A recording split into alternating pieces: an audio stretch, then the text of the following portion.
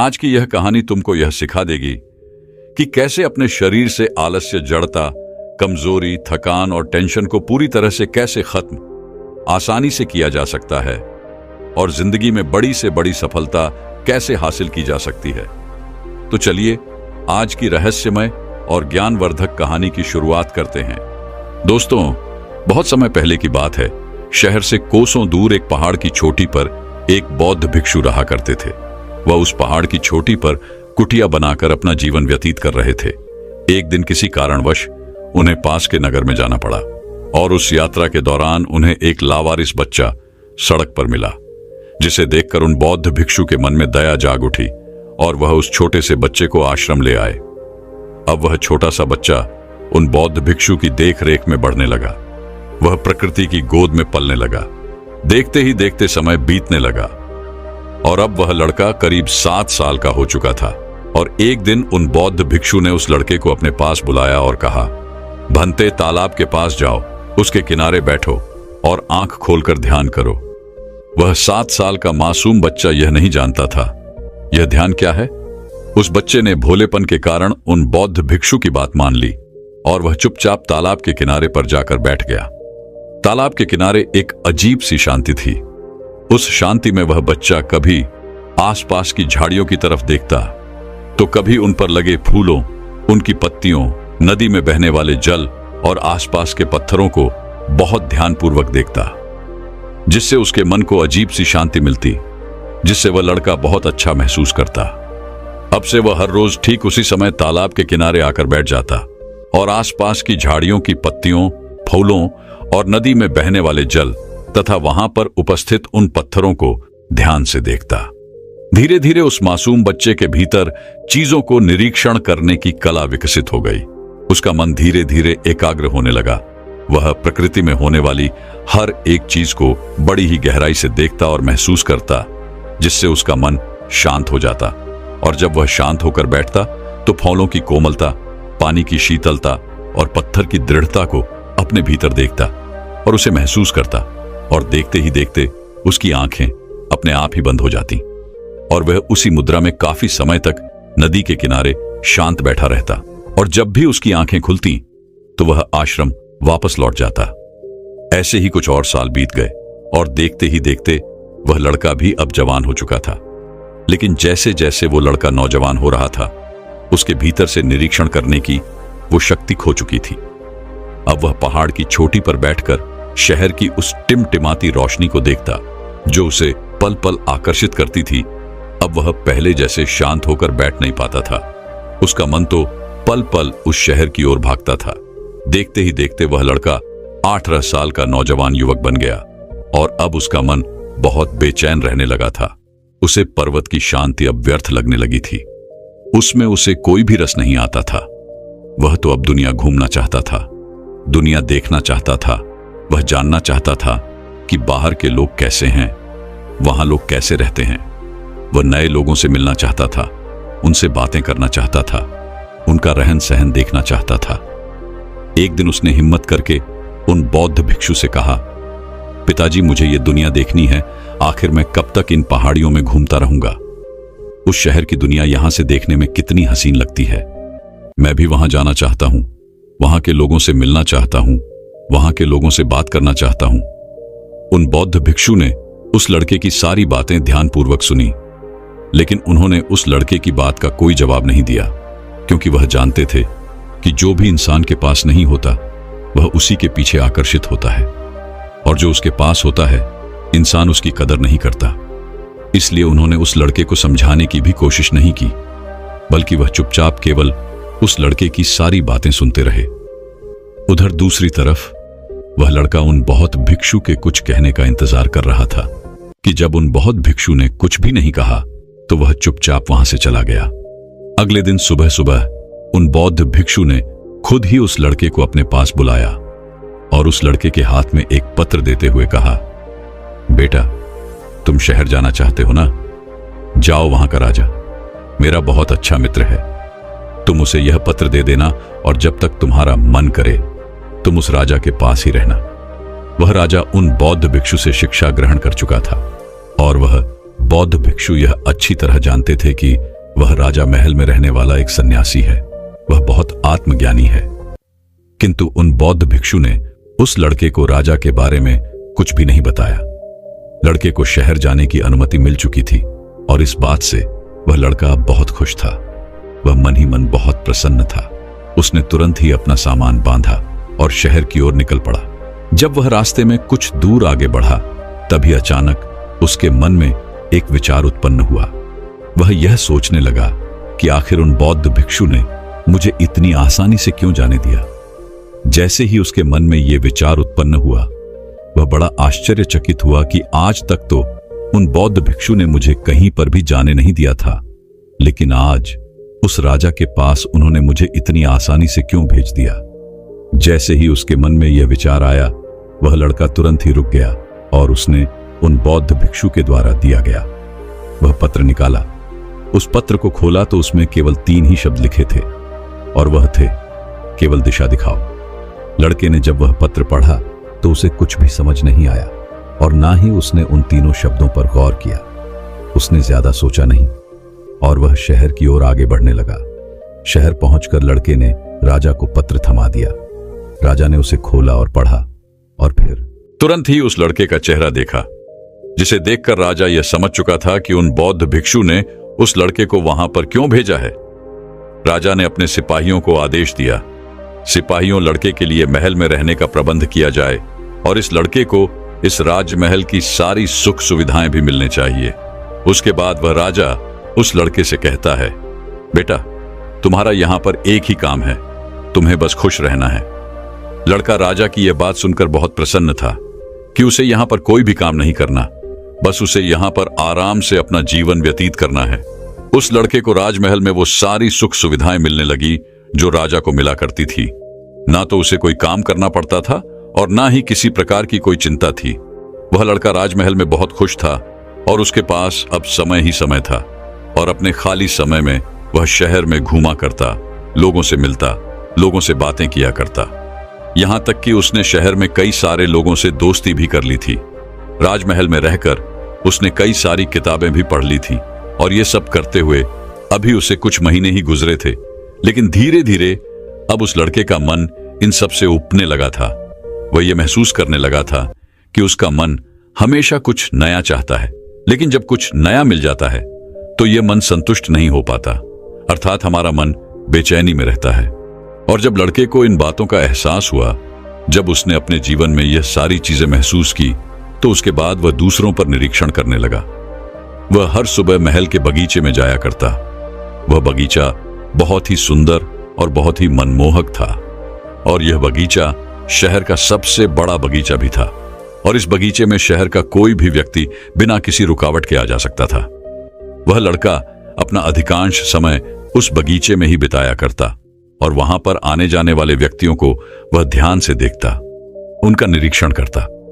कुछ दिन निरीक्षण करने के बाद उसे यह पता चला कि लोगों के चेहरों पर हमेशा तनाव बना रहता है, चाहे वह कोई अमीर आदमी हो या फिर कोई गरीब, फिर चाहे वह कोई व्यापारी हो या कोई कर्मचारी।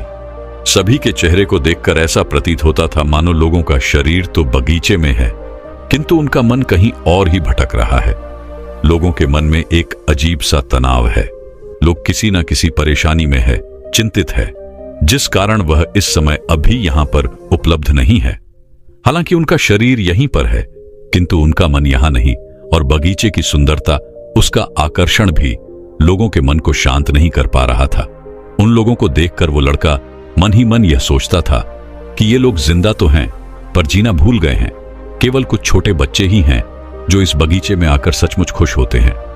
यहाँ की खुशबू, यहाँ की हवा, यहाँ की आकर्षण को देखकर उनका मन खुश हो जाता है और वह खिलकर हंसते हैं। वह वर्तमान में जीना जानते हैं। उन सभी व्यापारियों, उन सभी सेठों को देखकर आज लड़के के मन में तरह तरह के विचार उत्पन्न हो रहे थे। वह यह सोच रहा था, मुझे तो लगता था कि शहर में उन्नति करने वाले बड़े घर के लोग हमेशा खुश रहते होंगे, उन्हें किसी बात की कोई चिंता नहीं होती होगी, लेकिन आज यहां पर आने के बाद यहां का नजारा तो कुछ और ही है। उस लड़के को अब यह एहसास हो चुका था कि बाहरी सुख सुविधाओं से केवल शरीर को आराम मिलता है, किंतु हमारा मन बाहरी चीजों से केवल भटकता है और भटकाव से हमारा मन थकता है। हम चाहे कितने भी ऐशो आराम में क्यों न रहें, चाहे कितने भी आकर्षण के केंद्र में क्यों न रहें, हमारे मन को कभी असली आराम और असली खुशी नहीं मिल पाती। खुश रहने की बात तो दूर है, लोगों की बेचैनी देखकर, लोगों के चेहरे पर इस प्रकार का तनाव, चिंता और परेशानियां देखकर लड़के का मन और भी बेचैन होने लगा था। उनके बारे में सोच सोचकर और भी ज्यादा चिंतित होने लगा था। इस दौरान उसके मन में कई बार आश्रम वापस दौड़ जाने के ख्याल भी उठते थे, लेकिन तभी उसके मन में एक और विचार उत्पन्न होता कि मैं राजा से क्या कहूंगा, और राजा से कुछ भी कहने की उसकी हिम्मत ना होती। एक दिन वह लड़का चिंतित अवस्था में एकांत में उस बगीचे में बैठा हुआ था और तभी अचानक वहां पर वह राजा भी उसी बगीचे में टहलने आए। राजा ने जब उस लड़के को एकांत में बैठे देखा तो वह समझ चुके थे कि लड़की के मन में कुछ बातें चल रही हैं। राजा उस लड़के के पास आए और उस लड़के से इस तरह बैठे रहने का कारण पूछा। इस पर वह लड़का उस राजा को जवाब देते हुए कहता है राजन, मैं जितना खुश रहने की कोशिश करता हूं, मैं उतना ही परेशान होता जा रहा हूं। यह शहर में लोगों के पास सब कुछ है, पैसा है, अच्छा घर है, खाने के लिए तरह तरह के पकवान है, लेकिन मन की शांति नहीं है। मैंने कई लोगों को देखा, फिर चाहे वह धनवान हो या कोई गरीब, कोई व्यापारी हो या फिर कोई कर्मचारी, सभी के चेहरे उतरे हुए हैं। सभी के चेहरे पर एक अजीब सा तनाव है, चिंता है, परेशानी है। केवल यहां पर कुछ बच्चे ही हैं जो सही मायने में प्रसन्न रहते हैं, खुश रहते हैं, हमेशा हंसते खेलते रहते हैं। किंतु जैसे जैसे हम बड़े होते हैं वैसे वैसे हम भविष्य और भूतकाल में जीना सीख जाते हैं। हम हमेशा अपने भविष्य को सुधारने में लग जाते हैं। है राजन, क्या यही जीवन का सच है? अगर शहर का जीवन ऐसा ही है तो मैं यहां नहीं रहना चाहता, इसलिए मैं आपसे आज्ञा चाहता हूं। मैं वापस आश्रम लौट जाना चाहता हूं। राजा ने उस लड़के की सारी बातें ध्यानपूर्वक सुनी और फिर वह उस लड़के से कहते हैं, बेटा, तुम जाना चाहते हो तो तुम कभी भी जा सकते हो, तुम्हें किसी ने रोक नहीं रखा, लेकिन जाने से पहले तुम 2 काम अवश्य करना। इतना कहकर वह राजा उस लड़के से पहला काम बताते हुए कहता है, तुम इस बगीचे का निरीक्षण करो। आगे वह राजा उस लड़के को समझाते हुए कहता है, बेटा, जैसा कि तुमने कहा, इस नगर में कुछ लड़के ही हैं जो हमेशा खुश रहते हैं, हंसते खेलते रहते हैं और वह वर्तमान में जीना भी जानते हैं। तो तुम क्यों ना उन बच्चों की तरह ही इस बगीचे को भी देखो, जिस तरह से वो बच्चे इस बगीचे में आकर खुश हो जाते हैं। क्यों ना तुम भी उन्हीं की तरह इस बगीचे में आकर खुश हो जाओ। यहाँ की हर एक चीज को मैं जैसे देखता हूं, जो तुम भी उसे वैसे ही क्यों नहीं देखते? इस पर वह लड़का राजा से कहता है, परंतु है राजन, वह कैसे होगा? राजा उस लड़के को समझाते हुए कहता है, बेटा, इस बगीचे में पौधे हैं, पेड़ हैं, पत्तियां हैं, फूल हैं। यहाँ की मिट्टी इतनी खुशबूदार है। तुम इन चीजों पर ध्यान लगाओ, इन चीजों को गौर से देखो, इन्हें महसूस करो। किंतु याद रहे, इन चीजों को देखते वक्त, इन्हें महसूस करते वक्त कभी किसी का कोई मतलब निकालने की कोशिश मत करना, किसी से कोई कहानी मत जोड़ना। तुम्हारा काम बस इतना ही है कि तुम्हें इन चीजों को गौर से देखना है, उन्हें महसूस करना है। इन चीजों से जुड़े मन में जो भी विचार आए, उन विचारों को केवल तुम देखते जाओ, उनका कोई मतलब मत निकालना, केवल देखते जाना। और उसके बाद तुम मुझे आकर बता सकते हो कि तुम कैसा महसूस कर रहे हो। इतना कहकर वह राजा वापस महल लौट आया। वह लड़का कुछ देर तक वहीं पर बैठा रहा और राजा की बातों पर विचार करता रहा, और शाम के वक्त वह भी महल लौटा और अपने कमरे में जाकर सो गया। अगली सुबह वह लड़का जल्दी उठा और बगीचे में आकर एक जगह पर बैठ गया। वह शांति से वहां पर उपस्थित उन पेड़ों और वहां पर आने वाली उन हवाओं को देखने और महसूस करने लगा। जब उसने बगीचे की तरफ ध्यान दिया तो उसने देखा कि चारों तरफ काफी सारी सूखी हुई पत्तियां बिखरे हुई हैं, तरह तरह की गंदगी है। यह देखकर उसके मन में विचार आया कि बगीचे की सफाई होनी चाहिए। तभी उसका ध्यान फूलों की तरफ गया। उन फूलों को देखकर उसे बहुत अच्छा महसूस हुआ। वह सोच रहा था कि फूल बहुत अच्छे लग रहे हैं, लेकिन तभी उसके मन में यह भी विचार उत्पन्न हुआ कि बहुत जल्द पतझड़ का मौसम भी आने वाला है, जिस कारण ये सारे फूल बहुत ही जल्द मुरझा जाएंगे और नष्ट हो जाएंगी।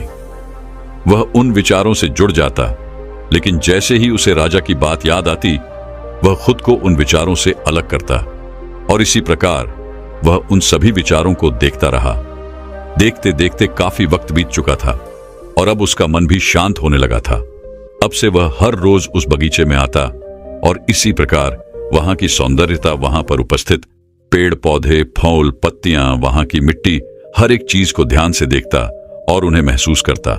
देखते ही देखते ऐसे कई दिन बीत गए और अब वह लड़का जब भी उस बगीचे में आता तो वहां पर उस फूलों की कोमलता, पानी की शीतलता, धरती की स्थिरता और वहां पर आने वाली उन हवाओं को महसूस कर पाता।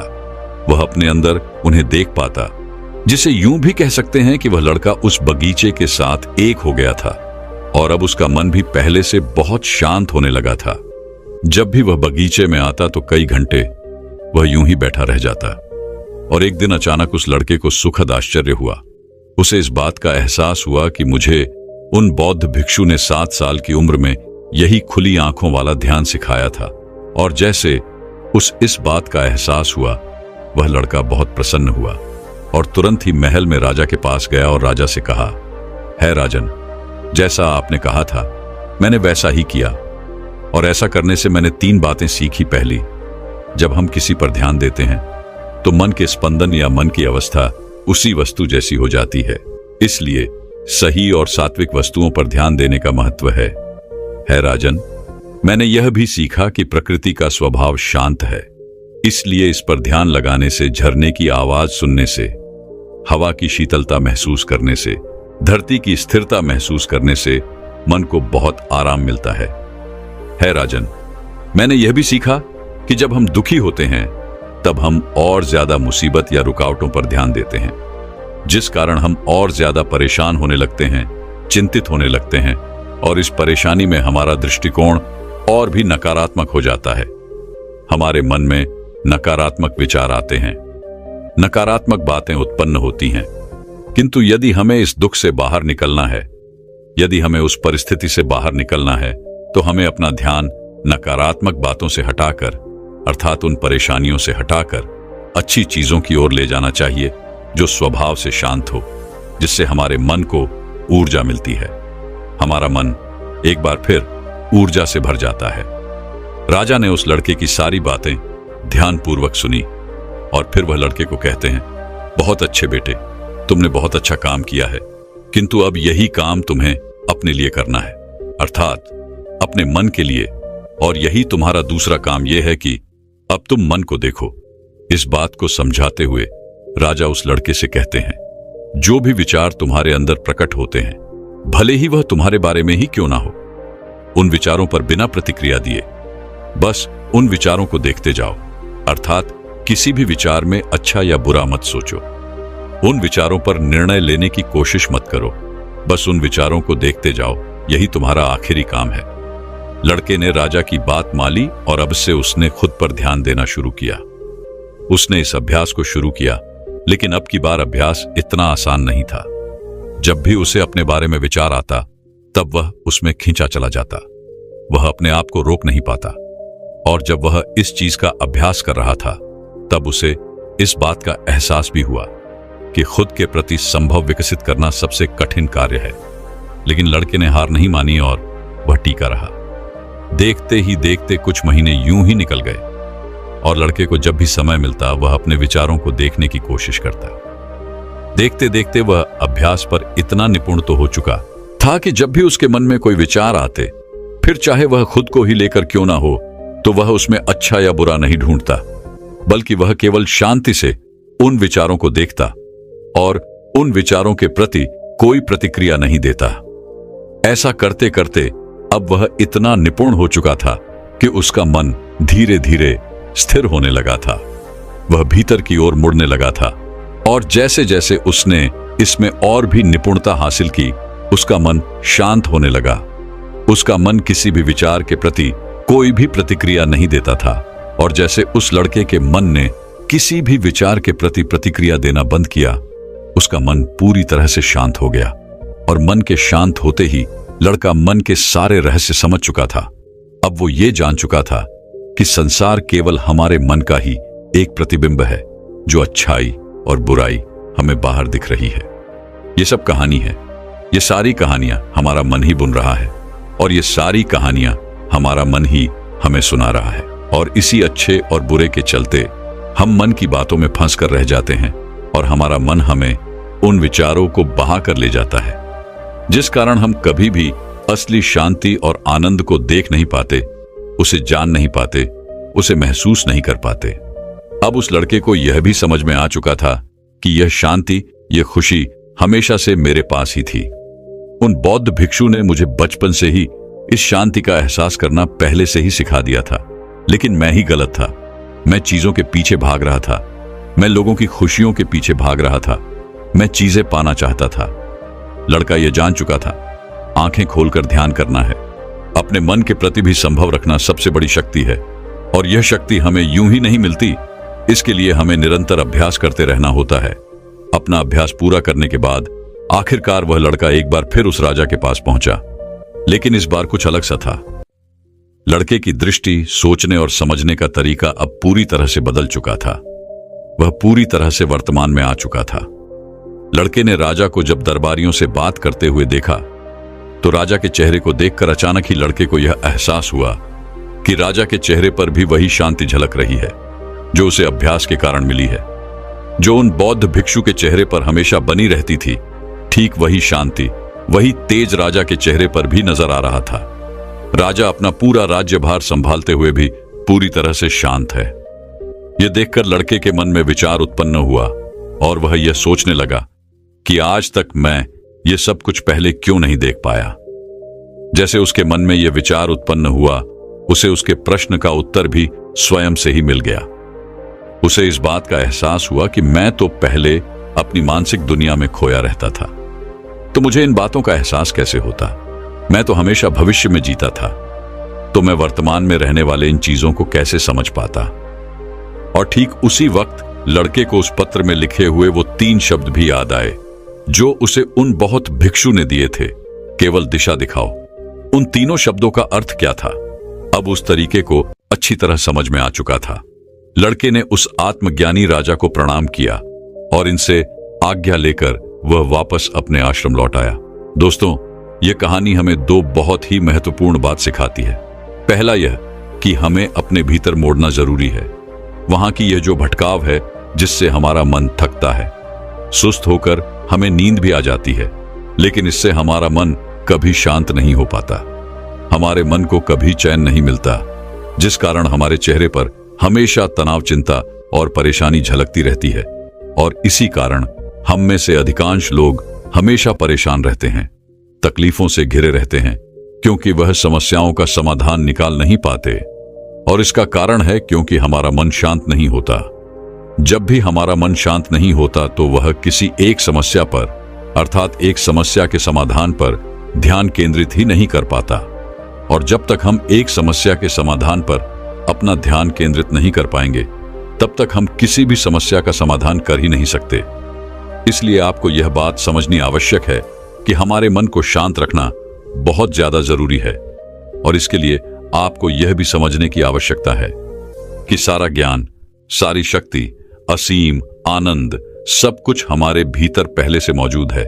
इसलिए सबसे पहले हमें अंदर मुड़ने की आवश्यकता है, क्योंकि जब तक हम भीतर के आनंद को नहीं देखेंगे, उसे महसूस नहीं करेंगे, तब तक इस बाहरी दुनिया में हमें कभी भी वो असीम आनंद प्राप्त नहीं हो पाएगा, ना ही हम उसे कभी महसूस कर पाएंगे। जैसा कि हमने पहले ही बात की कि इस बाहर की दुनिया में जो भी कहानी है, वो सारी कहानियां हमारे भीतर पहले से मौजूद है, क्योंकि वो सारी कहानियां हमारा मन ही हमें दिखा रहा है, हमारा मन ही हमें सुना रहा है।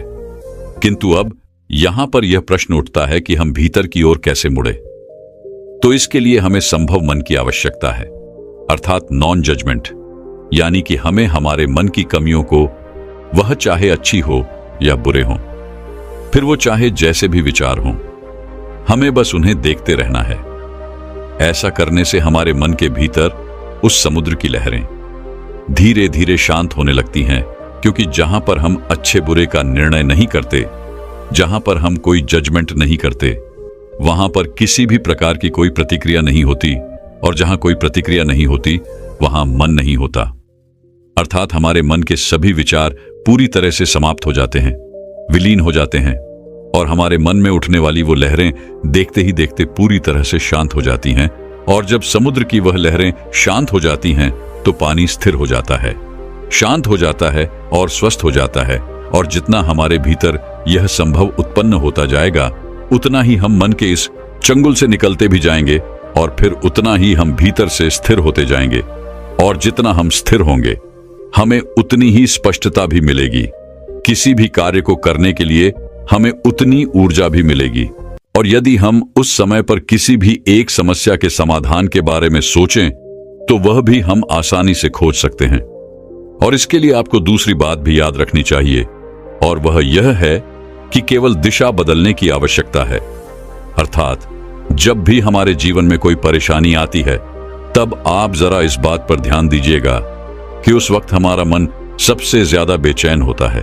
उसी वक्त हमारे मन की समुद्र की लहरें तूफान पर होती हैं, और उस वक्त हमें कुछ भी समझ नहीं आता, क्योंकि मन के समुद्र का वह पानी पूरी तरह से अशांत है। और जब तक वह स्थिर नहीं होगा, तब तक हमें स्पष्टता कहां से मिलेगी। और जब तक आपको स्पष्टता ही नहीं होगी, अर्थात यही नहीं समझ में आएगा कि आपको क्या करना है, तब तक आप भला अपने समस्या के समाधान को कैसे ढूंढ सकते हैं। अक्सर ही परेशानी के वक्त हमारे मन में ये विचार जरूर आते हैं कि आखिर मैं इतना परेशान क्यों हो रहा, मुझे किसी भी समस्या का समाधान क्यों नहीं मिल रहा, मेरा मस्तिष्क काम क्यों नहीं कर रहा। जब आप इन सवालों के बारे में सोचेंगे, तब आपको यह भी समझ में आएगा कि पिछले कुछ समय से आप कुछ गलत चीजों पर ध्यान दे रहे हैं, जिस कारण मन की शक्ति क्षीण होने लगी है, मन बेचैन होने लगा है। और जब मन के पास उतनी शक्ति ही नहीं होगी, जब मन स्थिर ही नहीं होगा, जब मन स्पष्ट ही नहीं होगा, तो वह आपको किसी प्रकार का समाधान कैसे दे सकता है। और इसी कारणवश हमारा मन और बुद्धि किसी भी समस्या का समाधान खोजने में असमर्थ हो जाते हैं। और इसी कारण हमें यह भी लगता है कि हमारा मन काम नहीं कर रहा, हमारा मस्तिष्क काम नहीं कर रहा। इसलिए अगर आप चाहते हैं कि किसी भी ऐसी अवस्था में आपका मन आपकी ओर से चले, अर्थात आपका साथ दे, तो आपको सबसे पहले अपना ध्यान शांत और सात्विक चीजों पर लाना होगा। अपने ध्यान को केंद्रित करना होगा और उसे एक सही दिशा देनी होगी। और जब आप ऐसा करेंगे, तो आप देख पाएंगे कि धीरे धीरे आपका मन शांत होने लगेगा। आप उस शांति को महसूस कर पाएंगे, जिससे आपके भीतर एक नई ऊर्जा भी उत्पन्न होगी, और आप कोई भी नया कार्य करने के लिए पूरी तरह से सक्षम हो पाएंगे। आपका मन उस कार्य को करने के लिए आपको संपूर्ण ऊर्जा प्रदान करेगा, और बिना ध्यान के तो कुछ भी संभव नहीं है। इसलिए अपने ध्यान पर ध्यान केंद्रित करना सीखें, अपने मन के विचारों पर ध्यान केंद्रित करना सीखें, उन्हें सही दिशा में आगे की ओर बढ़ाना सीखें। और इसका निरंतर अभ्यास ही आपको इसमें निपुण बना सकता है। लेकिन हम में से अधिकांश लोग 1-2 दिन प्रयास करके ये सोचते हैं कि उन्हें ध्यान से कुछ नहीं मिलता। तो ये बात सही है, ध्यान से हमें कुछ नहीं मिलता। बस हमारी सोचने समझने की शक्ति, हमारे ध्यान केंद्रित करने की शक्ति, उन विचारों को सही दिशा देने की शक्ति, मन पर नियंत्रण साधने की शक्ति, इन सब में सुधार होता है। और ऐसे ही कई सारे फायदे हैं। जब आप इस पर नियंत्रण अभ्यास करते हैं, तो ये सारी चीजें अपने आप ही आप में विकसित होने लगती हैं। हालांकि यह चीजें आपको नजर नहीं आती, लेकिन धीरे धीरे जब आप इन्हें महसूस करते हैं, इसका अभ्यास करते हैं, तो ये सारी चीजें आपको धीरे धीरे समझ में आने लगती हैं। और हां, एक बात और ध्यान रखिएगा, ऐसा नहीं है कि यदि आपने 1 महीने लगातार ध्यान किया तो उसके बाद आपके अंदर की यह सारी क्षमताएं आ जाएंगी। तो ऐसा होना संभव ही नहीं है, और नहीं भी, क्योंकि यह आपके ध्यान शक्ति पर निर्भर करता है कि आपने वह ध्यान किस प्रकार लगाते हैं, आपका ध्यान कितना गहरा हुआ है। क्योंकि शुरुआत में तो हमें कई सारी दिक्कतों का सामना करना ही पड़ता है। जब शुरुआत में हम ध्यान करने बैठते हैं, तो हम अधिकांशतः लंबे समय तक बैठ नहीं पाते, और ऐसी अवस्था में हमारा मन भी स्थिर नहीं रहता। हमारे मन में तरह तरह के विचार चलते ही रहते हैं। लेकिन यदि आप उन विचारों को शांत करना चाहते हैं, उन्हें स्थिर करना चाहते हैं, तो आपको ध्यान में निपुणता हासिल करनी होगी। तभी आप अपने मन को केंद्रित कर पाएंगे, उसे एक सही दिशा दे पाएंगे। और जब तक आप उसे सही दिशा नहीं देंगे, तब तक आपका मन आपको यूं ही भटकाता ही रहेगा, और आप अपने जीवन में कभी कहीं नहीं पहुंच पाएंगे। छोटा से छोटा लक्ष्य भी आप हासिल नहीं कर पाएंगे। यदि आप अपने जीवन में कोई लक्ष्य हासिल करना चाहते हैं तो इसके लिए आपको ध्यान करना चाहिए, क्योंकि ध्यान करने से ही आपके भीतर वह शक्ति विषमताएं उत्पन्न होंगी और आप अपने जीवन में चाहे कैसा भी लक्ष्य क्यों ना हो, उसे हासिल करने में सक्षम हो पाएंगे। यदि आप अपने मन को एकाग्र करना चाहते हैं तो आपको यह विद्या अपनानी ही होगी। दोस्तों, महात्मा बुद्ध कहते हैं, सबसे अंधेरी रात अज्ञानता की रात होती है। यह ऐसी रात है जो कभी नहीं गुजरती और इस अंधेरी रात में आप चाहकर भी कुछ नहीं देख पाते। सामान्य रातों में तो हम उजाले का प्रबंध कर भी लेते हैं, लेकिन अज्ञानता की रात में हमें उजाला अपना शत्रु नजर आता है और अज्ञान हमें अंधेरे की ओर ले जाता है। इसलिए अंधेरा हमारा मित्र बन जाता है और वहीं पर ज्ञान अर्थात प्रकाश हमें उजाले की ओर ले जाता है, हमें सही राह दिखाता है और हमें जीना सिखाता है। लेकिन आजकल की विडंबना ही यही है कि हम में से हर कोई अपने आप को ज्ञानी और महाज्ञानी समझने लगा है। उसे सामने वाले हमें मूर्ख नजर आते हैं, इसलिए वे सभी लोग दूसरों का मजाक उड़ाने और उन्हें परेशान करने से कभी पीछे नहीं हटते, जबकि वे लोग यह भूल चुके हैं कि इस दुनिया में सभी लोग जिम्मेदारियों के नीचे दबे हुए हैं। सबके ऊपर कुछ न कुछ जिम्मेदारी है, सबके कंधे पर कोई न कोई ऐसी जिम्मेदारी अवश्य है जिसे निभाने में वह अपना पूरा जीवन लगा देता है। और यह सभी जिम्मेदारियां हमारी बचपन से ही शुरू हो जाती है। क्या आप किसी ऐसे आदमी से कभी मिले हैं जो अपनी जिम्मेदारियों से मुक्त हो चुका हो? नहीं ना, क्योंकि इस दुनिया में ऐसा कोई नहीं है जिसके सर पर जिम्मेदारियां, न भले ही कोई ऐसा व्यक्ति हो जिसे केवल अपना पेट ही भरने की जिम्मेदारी हो, लेकिन उसके सर पर जिम्मेदारियां हमेशा बनी रहती हैं। लेकिन हम इसी भ्रम में अपना पूरा जीवन बिता देते हैं। हम ये सोचते हैं कि बस इस जिम्मेदारी से मुक्त हो जाऊं तो मैं अपना जीवन शांति से बिताऊंगा, मैं अपना जीवन खुशहाली से बिताऊंगा। लेकिन मेरा आप सभी से एक प्रश्न है, क्या आपके जीवन में अब तक ऐसा कोई भी समय आया है कि आप उस जिम्मेदारी से मुक्त हो सके हैं? आपने आज तक बहुत सी जिम्मेदारियां निभाई होंगी, लेकिन क्या आप उन जिम्मेदारियों से मुक्त हो चुके हैं? क्या आप अब तक उन जिम्मेदारियों में नहीं बने हुए हैं? आप में से हर कोई हमेशा यह कहता रहता है कि मेरे जीवन में शांति नहीं है, मैं आगे तो बढ़ना चाहता हूं, मैं ज्ञान की प्राप्ति करना चाहता हूं, लेकिन मेरे ऊपर कई प्रकार की जिम्मेदारियां हैं और मैं अपनी जिम्मेदारियों के कारण आगे नहीं बढ़ पा रहा। एक बार मैं उन जिम्मेदारियों को निभा लूं, तब मैं इस मार्ग पर जरूर आगे बढ़ूंगा और मैं वह धरती की प्राप्ति करूंगा। और मैं बार बार आप लोगों से बस इतना ही कहता हूं कि ये जिम्मेदारियां आपका पीछा कभी नहीं छोड़ने वाली। जिस समय के इंतजार में आप अब तक जी रहे हैं, वो समय आपके हाथों में ही है और वह आपके हाथों उससे फिसलता जा रहा है, लेकिन आप उसे यूं ही व्यर्थ गवा रहे हैं। मेरा आप सभी से एक प्रश्न है, क्या आपने इतने दिनों में कभी भी अपने लिए केवल 5 मिनट अपने लिए निकाले हैं? क्या आप कहीं पर 5 मिनट बैठकर शांति से यह सोच सकते हैं कि यह मेरा जीवन कहां जा रहा है, किस दिशा में पड़ रहा है और आगे मेरे जीवन में क्या होगा? मैं यकीन के साथ कह सकता हूं कि आप में से अधिकांशतः लोग यह नहीं कर पाए होंगे, क्योंकि अब भी आप यही सोचते हैं कि मेरे पर अभी जिम्मेदारियां, मुझे उन जिम्मेदारियों को पूरा कर लेने, उसके बाद मैं इत्मीनान से अपने लिए समय जरूर निकालूंगा। लेकिन मैं फिर आपसे यही कहता हूं कि यह होना संभव नहीं है। चलिए इस एक कहानी के माध्यम से समझते हैं। बहुत समय पहले की बात है, एक नगर में एक महान बहुत भिक्षु रहा करते थे। उनकी ख्याति दूर दूर तक फैली हुई थी। लोग उनके पास अपनी समस्याएं लेकर आते और वहां से समाधान लेकर ही जाया करते।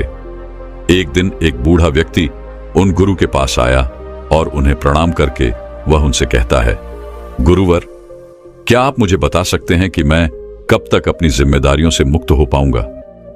मैं ज्ञान के मार्ग पर आगे जाना चाहता हूं। सोचता था जब मैं अपनी सारी जिम्मेदारियां निभा लूंगा तब मैं इस मार्ग पर अवश्य आगे बढ़ूंगा, लेकिन आज तक मैं अपनी जिम्मेदारियों से मुक्त ही नहीं हो पाया। जिम्मेदारियां मेरा पीछा छोड़ने का नाम ही नहीं लेती, हुआ तो हमेशा मेरे पीछे ही लगी रहती है। अब आप ही बताइए, मैं क्या करूं?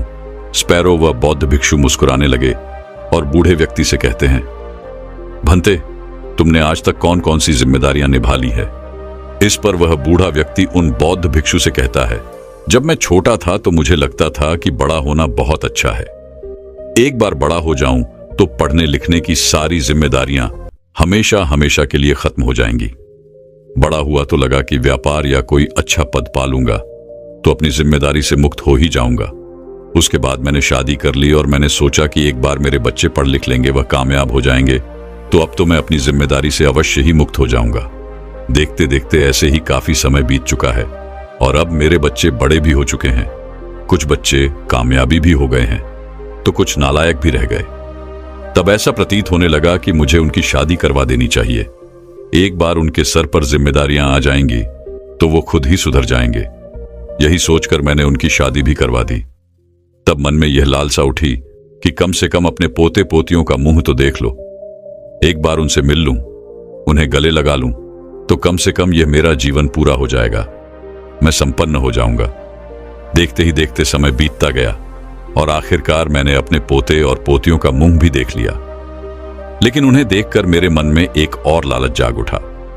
मुझे लगने लगा कि इनकी अच्छी शिक्षा भी मेरी ही जिम्मेदारी है। कम से कम उन्हें इतना बड़ा होटल भी तो देख लो, और आज वह सभी बड़े हो चुके हैं और तब लगता है कि वह सब कामयाब हो जाए तो मेरी सारी की सारी जिम्मेदारियां खत्म हो जाएंगी। ऐसे ही काफी समय बीत चुका है और अभी 3 दिन पूर्व ही मेरी पत्नी की मृत्यु भी हो गई। और तब मेरे मन में यह ख्याल आया कि एक दिन मैं भी इसी प्रकार मृत्यु को प्राप्त हो जाऊंगा। लेकिन अब तक मैं अपनी जिम्मेदारी से मुक्त नहीं हो पाया। मुझे समझ नहीं आ रहा कि मैं अपनी जिम्मेदारियों से किस प्रकार मुक्त हूं। क्या आप मुझे इसका कोई उपाय बता सकते हैं? क्या आप मुझे कोई राह दिखा सकते हैं? इस पर वह बहुत वृक्षों मुस्कुराने लगे और उस बूढ़े व्यक्ति से कहते हैं, अंते तुम मेरे साथ चलो। इतना कहकर वह उस बूढ़े व्यक्ति को एक नदी किनारे ले गए और वहां पर जाकर उन्होंने उस व्यक्ति को एक किनारे पर बैठा दिया और बगल में वह खुद भी बैठ गए। और फिर वह उस व्यक्ति से कहते हैं, बनते देखो, मैं इस नदी के दूसरे किनारे पर जाना चाहता हूं और तुम बस देखते रहो कि मैं किस प्रकार उस दूसरे किनारे तक पहुंचता हूं। इतना कहकर वह चुपचाप उस नदी के किनारे पर बैठे रहे। देखते देखते दोपहर का समय हो गया, लेकिन अब तक वह गुरु वहीं के वहीं बैठे थे। इसी प्रकार देखते देखते दोपहर भी ढल चुकी थी और संख्या का वक्त हो चुका था, लेकिन वह गुरु नदी के उसी किनारे पर बैठे के बैठे ही थे। ये देखते देखते उस बूढ़े व्यक्ति के सब्र का बयान भी अब टूट चुका था। आखिरकार उस बूढ़े व्यक्ति ने उन बौद्ध भिक्षु से पूछा, है रूबी, आप यह क्या कर रहे हैं? इसके जवाब में वह बौद्ध भिक्षु उस बूढ़े व्यक्ति से कहते हैं, बनते हैं मैं नदी के इस किनारे से उस दूसरे किनारे तक जाने की तैयारी कर रहा हूं।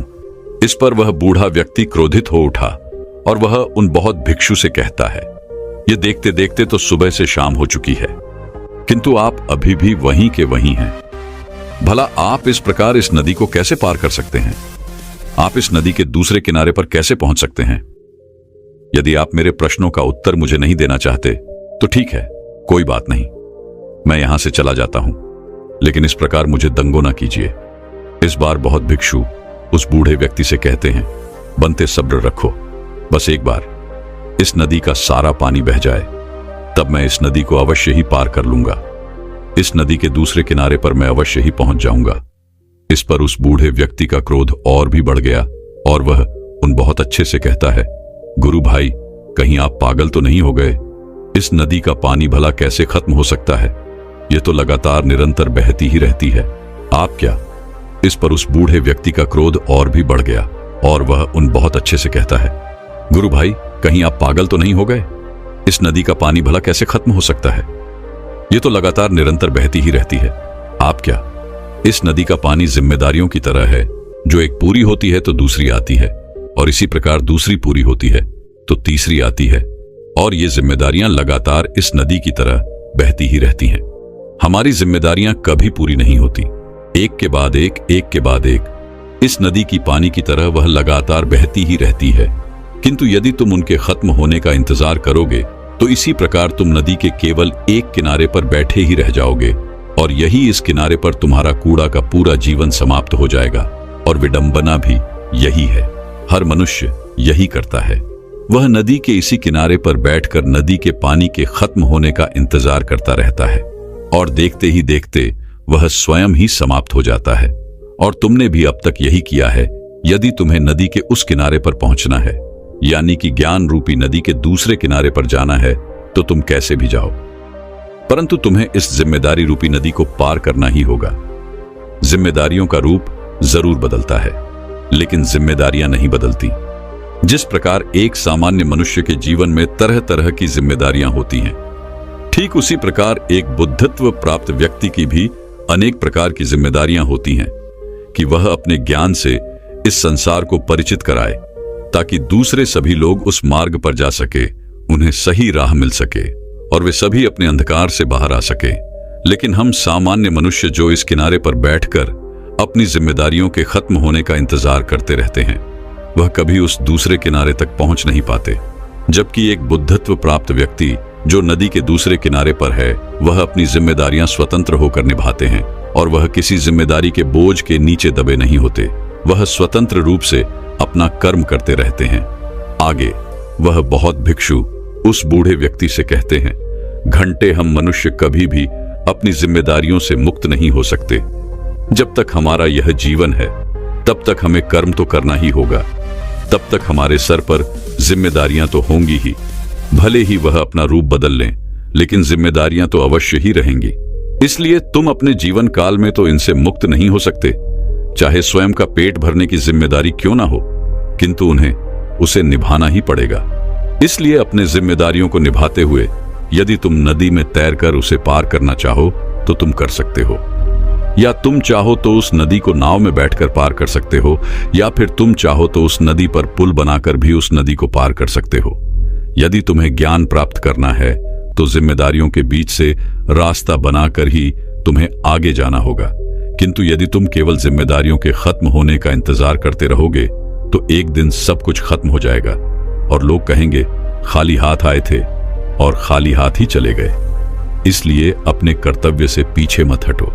और साथ ही यदि तुम्हें कुछ पाना है, अर्थात यदि तुम्हें ज्ञान पाना है, तो तुम्हें इस नदी को पार करना ही होगा। इतना कहकर वह बहुत भिक्षु शांत हो गया और वह बूढ़ा व्यक्ति अब यह समझ चुका था कि उसने अब तक क्या गलती की थी। उसने उन गुरु को प्रणाम किया और उन बौद्ध भिक्षु से कहता है, गुरु, मैं आपकी बात अच्छी तरह से समझ चुका हूं। आप सही कहते हैं, मैंने अपना सारा जीवन कि वह नदी के इस किनारे पर ही बिता दिया, किंतु मैं आपको वचन देता हूं, अब से जो मेरा बचा कुचा जीवन है, मैं इसे नदी पार करने में लगाऊंगा। मैं ज्ञान रूपी दूसरे किनारे पर जाने के लिए हर मुमकिन कोशिश करूंगा और मैं वहां तक पहुंचकर ही रहूंगा। दोस्तों, हमारे जीवन में भी कुछ ऐसा ही होता है। हम अपने जिम्मेदारियों के तले कुछ इस प्रकार दब गए हैं कि हम अपने लिए समय तक नहीं निकाल पाते। लेकिन आपको यह सोचना चाहिए, आपको एक पल के लिए यह विचार करना चाहिए। यदि आप अपने लिए समय नहीं निकालेंगे तो आप कभी यह नहीं सोच पाएंगे कि आपका जीवन कहां जा रहा है, किस दिशा में पड़ रहा है। और यदि आप यह सोचते और विचारने में सक्षम नहीं होंगे तो आप भी उस नदी की तरह केवल एक दिशा में बहते ही चले जाएंगे। आप कभी नहीं समझ पाएंगे कि आपने अपने जीवन में क्या कुछ हासिल किया और क्या कुछ खोया। किंतु यदि आप एक बार के लिए, एक पल के लिए किसी भी मोड़ पर ठहर करके सोचिए कि आपने आज तक क्या पाया और क्या खोया और आगे आपको क्या पाना है, तो अवश्य ही आप अपने जीवन को एक सही दिशा दे पाएंगी। अन्यथा आपका भी जीवन नदी के केवल एक किनारे पर ही रह जाएगा और आप वहां से लोगों को आते जाते देखते रह जाएंगे, लेकिन आप कुछ कर नहीं पाएंगे। इसलिए मैं आप सभी से विनती करता हूं कि केवल 5 मिनट के लिए ही सही, दिन में एक बार आप अपने लिए समय जरूर निकालें और अपने आप से सवाल करें कि आखिर आप क्या चाहते हैं, आप अपने जीवन को किस प्रकार बनाना चाहते हैं। मुझे उम्मीद है कि आपको आपके प्रश्नों के जवाब जरूर मिलेंगे। दोस्तों, मैं उम्मीद करता हूं कि यह कहानी सुनने से आपके जीवन में अच्छे बदलाव आए होंगे। आपको इस वीडियो से क्या सीखने मिला, ये कमेंट करके जरूर बताएं और अपने परिवार, दोस्तों या आपके करीबी इंसान के साथ ये कहानी शेयर करके उन्हें भी इस ज्ञान से परिचित करवाएं। बाकी अगर आपको यह वीडियो दिल से अच्छी लगी हो तभी इस वीडियो को लाइक कर देना और आपने अब तक इस चैनल को सब्सक्राइब ना किया हो तो चैनल को सब्सक्राइब भी जरूर कर देना। आपका हर दिन शुभ हो और खुशियों से आपका जीवन भरा रहे। धन्यवाद। नमो बुद्धाय।